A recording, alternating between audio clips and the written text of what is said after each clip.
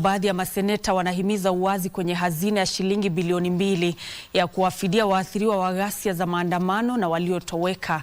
Wakigusia taarifa kutoka kwa seneta wa Vihiga Godfrey Osotsi kuhusu utekelezaji wa malipo hayo, maseneta walielezea wasiwasi kuhusu uteuzi wa wanaonufaika, wakitaka orodha kamili itolewe kwa ukaguzi. Mbali na fidia, maseneta hao pia walitoa wito wa utoaji huduma ya ushauri nasaha na kubuniwa kwa vituo vya urekebishaji, wakisitiza kuwa licha ya pesa kuashiria utu katika mchakato wa mawiano, lengo kuu lazima liwe kukomesha dhulma za polisi na upatikanaji haki. Msukumo huu umejiri baada ya bunge la seneti kurejelea vikao vyake baada ya likizo ya majuma matatu.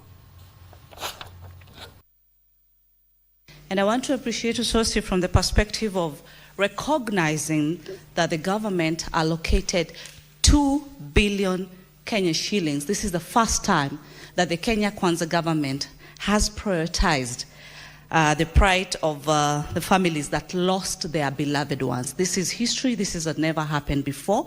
The questions that he has raised are they're okay, transparency, accountability, but what is key to acknowledge is the fact that 2 billion has been set to assist these families.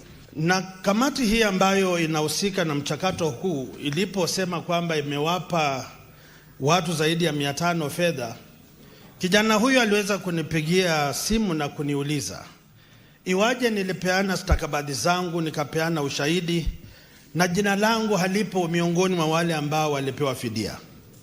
Kile ningependa kuomba Mheshimiwa Spika ni kwamba kamati hii sasa lazima iwajibike na iweze kuwasilisha orodha ya wale ambao wamenufaika kutokana na fedha hizi kutoka pembe mbalimbali za nchi ya Kenya. Because I saw complaints from Machakos as they commemorated some of the young people's disappearances and killings.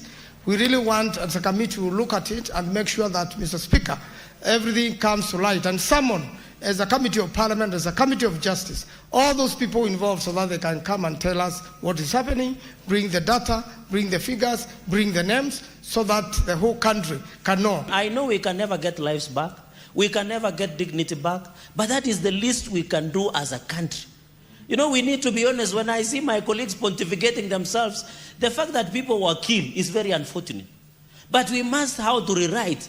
And that is why the government has come up on how we can compensate some of these victims.